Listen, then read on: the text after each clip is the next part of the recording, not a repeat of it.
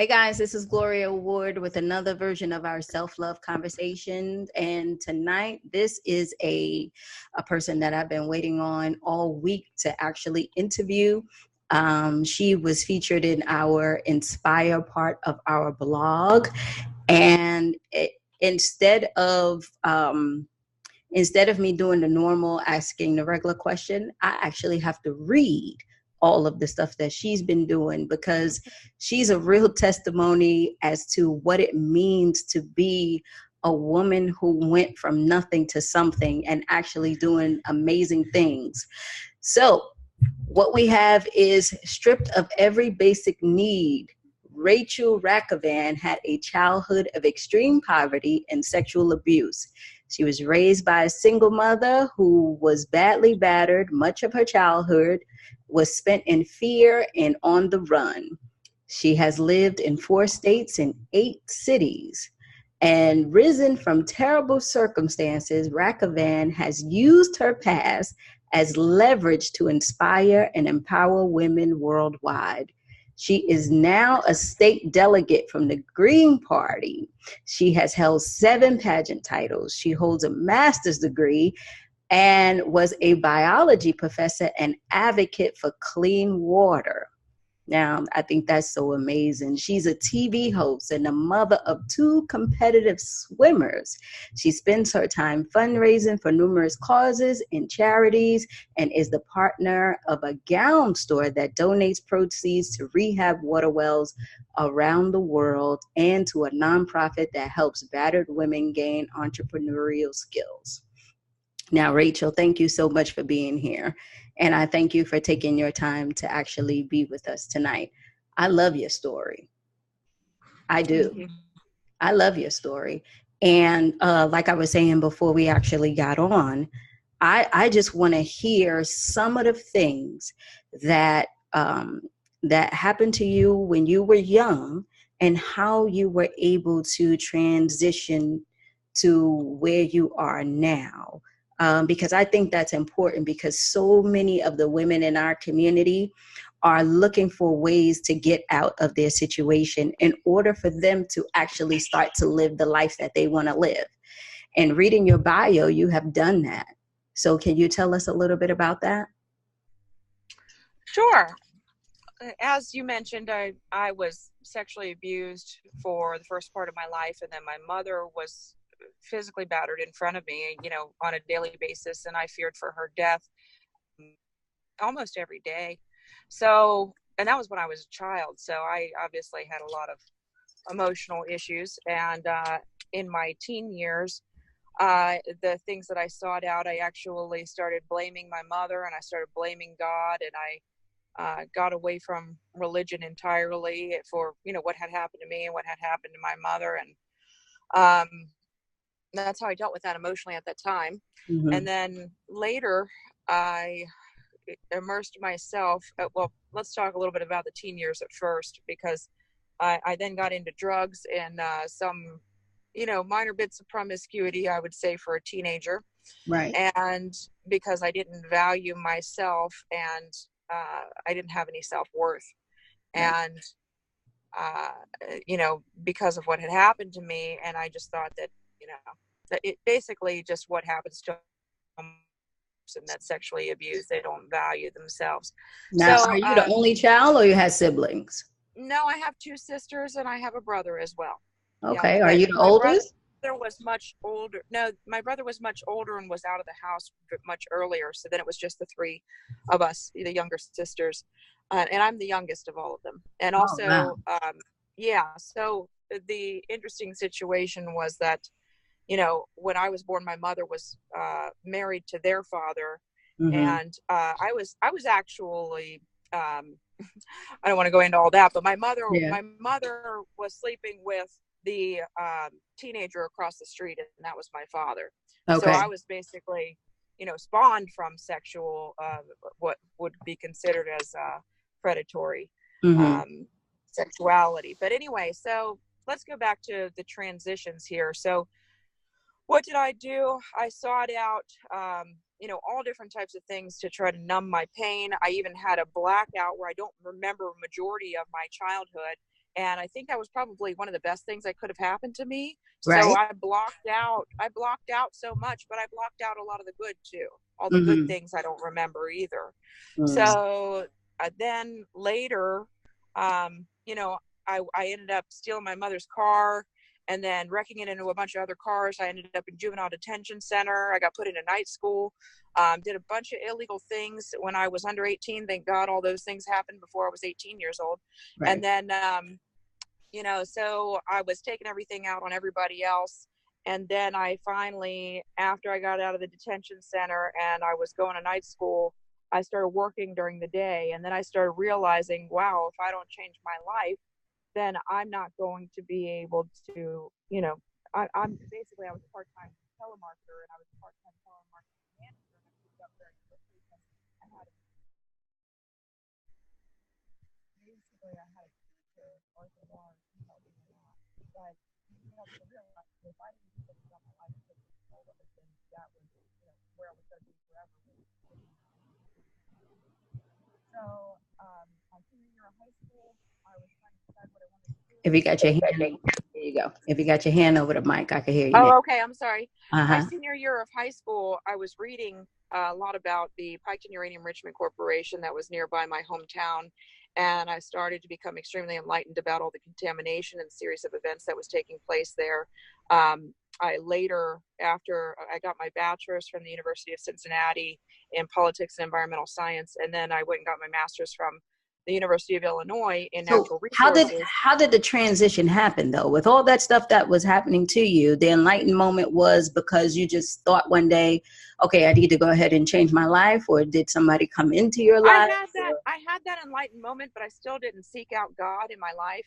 Okay. I later, when I was about 21 years old, I had an epiphany when I was in tears on my couch. I was already pursuing my bachelor's and, you know, mostly done with my bachelor's degree, but I still was confused and upset and blaming everyone until I had this moment out the last time that I spoke to my sister's father that was the person that abused me. Um, I finally had an epiphany that I'm not going to let my past define who I am. I'm Correct. not going to let this abuse of all the abuse that had happened in front of me and to me be the defining person that I am. I'm not going to hold on to that pain and make myself a pity story. I'm Right. going to know what happened, but I'm going to learn from it. And so I decided to, you know, just basically put it all behind me and take hold of what my dreams were, which are to, you know, basically help as many people as I can to raise awareness of environmental issues that affect everyone equally. Right. A lot of people try to get me to, you know, I speak at sexual assault events. I do a lot of different things for victims, but I know my purpose and my passion is to be an environmentalist, and that's what I Okay. am now. Mm-hmm. Okay. And so that transition for you, how long did that take? Was it something that was immediate where you were like, okay, I'm just going to go ahead and just give all this stuff up and start working on doing my purpose? Or did that take time? Was there somebody who came into your life, or was it just something that you just made a decision about? I just made a decision about it. I did. Okay. And, you know, I decided not to affiliate with myself with a lot of other people that were, you know, that were trying to hold me down or remind me of my pain. And I Mm-hmm. think a lot of times that we get caught up in those negative people. And whenever you decide to lay down your pain, and I'm a religious person, Yeah. but you lay down your pain before God and you say, okay, this is what happened. And, you know, it's not God's fault, but it's going to be something that you're going to have to set down and then stop thinking about all that negativity, Right. because we can't keep holding on to this pain. Like, I don't know if anybody's read The Power of Now, Oh, but if you yeah. think Most about, definitely. yeah, so Mm-hmm. if you're thinking about what's happening to you right now, nothing. I am healthy. I have a great education. I have two beautiful children. What do I have to be sad about? Right. Absolutely nothing. And also, I wake up with, you know, spiritual songs in my head every day, thinking of happy things that I'm going to do. Yeah. And you know, I'm not thinking about, and also the days that I have right now, and in each Mm-hmm. moment I'm living in that moment. I'm Good. not living in the past and the pain. So if you can let go of your pain That's a decision that each of us needs to make. Mm-hmm. And if you can read that book, I can really highly suggest that, because anybody that is living through their pain body, as they refer to it in that Yeah. book, you can really identify with that, and then you can get beyond it. You Right. start realizing your own thinking patterns and your processes of thinking, and they are circular. And when you can step outside of it and you can say, wow, my mind is in a circular pattern of negativity that is focusing on something that isn't even happening to me now. And you can separate yourself and your thinking process from that, and then aspire to, fulfill whatever your purpose is, then that's when I believe you're on the right track. So it sounds like you decided to go ahead and rewrite your values, to let go of the values you had when you were younger, rewrite them, and decide that this is the life that you want to live because you want it to live.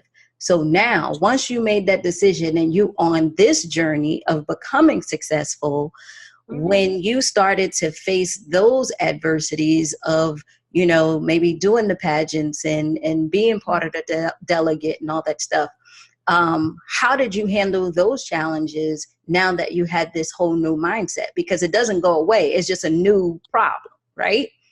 Yeah, I don't have shame anymore. And Good. that's what I think is the number one thing. Like, I can say that I was extremely impoverished and, abused and hungry and cold, and I had nothing. But what does that say about me as a person? Nothing. Yeah. I think the greatest measurement of my success is how many people that I have helped that cannot help themselves. So, and that makes me feel as though I am already where I need to be in life. And I just keep listening for the calling to do another thing. Like, my next calling is this walk for water on July 21st, so that I can raise money for more monitoring systems to do baseline testing against hydraulic fracturing in Pennsylvania, and also to rehab another water well in Africa. So I'm listening, and if I just keep listening, then God, I believe, always gives me the answer on my next step. Always. And, I just think you're doing some amazing things. And just to know, I can tell that you're strong-willed, and you can tell that a transformation happened, because it looks like you're so, like now on target and focused. Oh, thank you. So, Thank you. And like I said, your story is so inspiring. But for that woman that is out there who is trying to rewrite those values and really trying to get herself together, what is it that you can say to her where she can actually start to take the step? I know you said that you just made a decision, but sometimes when people make that decision, they go back and forth and back and forth. And so how did you stick to it? Religion, you said, was one. Yeah, Was the it was second. God, and then also there are a lot of different organizations that are available. Now, I didn't use these myself, but Okay. I can tell people, because I support most of them. I mean, I raised just $700 for Victoria's Voice Foundation a couple weeks ago. I raised $2,000. Well, I'm sorry, a month ago, and then 2 weeks ago I raised what was it? I'm sorry, $2,000 for She Deserves, and then 2 weeks before that it was $700 for Victoria's Voice Foundation for people that are addicted to drugs, to help them get away from those addictions. And really what I can say is that the organizations are out there, the help is out there, but you also have to reach out your hand, and then you also have to make a change in your own life, and you have to decide what it is that you want to do with your life. Now, a lot of people don't know, and that's the problem. But are they really speaking to themselves, and are they speaking to God about what it is that they need to do with their life? Because God will tell you. Now, a lot of times I think that people will turn away from that, or they'll say, oh, it's too hard. Correct. So I'm not going to make any money doing this, so I'm going to go and sell out and do something else. Well, I can't tell you how many years I spent working for nonprofits, environmental nonprofits, and so forth, not making hardly any money at all, but knowing that eventually that it would work out for me, because I had that faith. And, after you're a college professor and a politician and, all of these other things that you really wanted to be, and once you get there and you're like, wow, I did it. You can do it. You just have to try little bits at a time every single day, making that choice over and over and over again to do the thing that will get you on the long-term path. Small small motions every single day. That's amazing. So I just want to talk a little bit about the pageant stuff, and then just what are the stuff that you're doing now. So how did you get into pageants? I started out being just a regular runway model about 18 years ago. Mm-hmm. And after I worked for the telemarketing agency, I went and I did newspaper subscription sales over the phone for a newspaper. I worked out the newspaper. Mm-hmm. And then until I went away to go to college, and they asked me if I would do some modeling for them. And that was my first, my first modeling gig. Yeah. Then I got a letter in the mail, and going to be a part of Miss Ohio Teen, and I was a finalist, and I had never had any training, and I have no idea how that happened. Then I did a couple more pageants, and I lost them, and I lost 4 pageants before I ever won one. Okay. And I tell people that story all the time, because I think that it's important to know. Even my coach, I have a coach that's 19 years old that's won almost 40 pageants. Wow. And she lost. Yeah. And she lost. And I'm almost 37, and I'm a 19-year-old coach, but she's phenomenal. Her name's Samantha Roth. Anyway, but I tell people that you don't give up on your dream. Mm-hmm. You don't give up on it, because if you really want it, you keep going, and it will happen. So I actually did give up on that dream, thinking that it wasn't going to happen for me, right? And then, I am that person. And then after about 2017, and so many years of modeling, that was 16 years of modeling at that time, and I was a licensed modeling instructor. I taught for agencies on the weekends, while I was in college, and then also while I was managing another company much later. But anyway, long story short, eventually I said, you know what, I'm going to try pageants again. And then I won. Good. I won Ms. Independence, Pennsylvania. And then a few months later, I was like, you know what, I'm going to try and see if I can do this again. Mm-hmm. And then I won Ms. Pennsylvania Northern States Reigning America. And then after that, I won again. I won Ms. Pennsylvania American Royal Beauties. And then I won the nationals for American Royal Beauties. And these are all systems that would allow me in, because I was a single mother, and only certain systems would allow me into their pageants. So then the Miss America system finally opened up to single mothers, and I got the Miss Allegheny County title.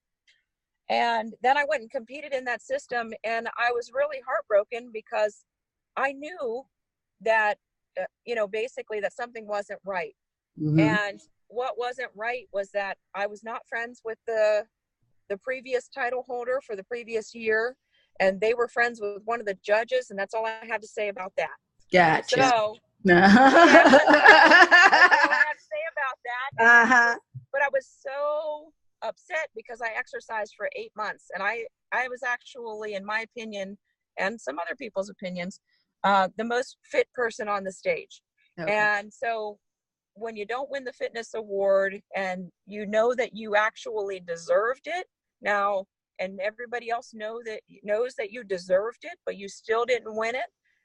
Now that's what the hard part is. Yep. So getting up and being gracious, even though you knew that you deserved to win. What I decided to do was I decided that I'm going to pursue a different system where they would embrace me. So go where you're celebrated. And then I went through the process of becoming Mrs. Pennsylvania, Earth United States. I always wanted to be in this environmental pageant, my whole life, as well as the Miss America system. And, now that I'm getting married, I'm able to pursue this title as Mrs. Pennsylvania, Earth United States. And I'm able to do these environmental projects and raise awareness of my cause and my purpose through this system. And I believe that I didn't win that system, because I was really supposed to be doing this all along. Absolutely. So you get pushed in the direction of where you're supposed to be, and it feels just uncomfortable, and you hate every minute of it, and you can't understand it. And then later you're like, oh, I get it now. That's what it was for. Yep. I was being pushed to something better, where I was supposed to be. And, I want to be with the system, I think, for a few years. Hopefully I'll win, Mrs. Earth United States on August 8th. That would be amazing. But if I don't, even if I don't, then I can still say, that I did this, and that I did it, and it was something that I really always wanted to do, and all of these great things that I've been able to raise awareness of, and all the funds I've been able to raise, it was not in vain. Right. None of it was by mistake. It was all on purpose, and it was supposed to be that way. Right. Rachel, I appreciate your confidence. I adore your mindset. I believe that you are an epitome of a person who literally created their own future. And I know that sharing this with the community, people will be able to see an example of what it means to change your thinking. You know what I'm saying? Because there's a lot of people who can read and know, but don't know how to act. And just the simple things that you've said will allow them to actually see something in progress. So I appreciate that. So let us know how we can support you. Like, what are some of the things that you do, and how can we help? Oh, wonderful. Yeah. So here within the next week, my flyer for the Walk for Water will be out. I can Okay. always be emailed if anybody's interested in emailing me. My email address is rachel.rakovan@gmail.com. RACHEL.RAKOVAN@gmail. You can find me on the internet, Mrs. Pennsylvania Earth, or you can also just direct message me on Facebook, Rachel Rakovan, and I can talk to pretty much anybody about, being active with my water initiatives, or if you're interested in the Green Party. No, we're not quacks. We really just care about the environment. Well, they always try to make us out to be crazy people. Right. And really, we just want everybody to have, natural resources. And I don't think that's too much to ask. So, anybody can email me, direct message me on Facebook. I also have LinkedIn. So if you look up my LinkedIn account, I'm on there as well, Rachel Rakovan. So there's those initiatives. There's my Facebook pages. You just basically direct message me and I can tell people how to get involved. Okay. Well, Rachel, thank you so much for being here. I know you're a busy, busy, busy woman, so I wanted to let you to get on with the day, but I do appreciate you being here and taking the time out just to give us those nuggets that you have given us. And we'll definitely support you any way that we can. Okay. Oh, thank you so much. I really appreciate your time, Gloria. All right. So I'll see you soon, and thank you so much. All right. Bye-bye. All right. Bye.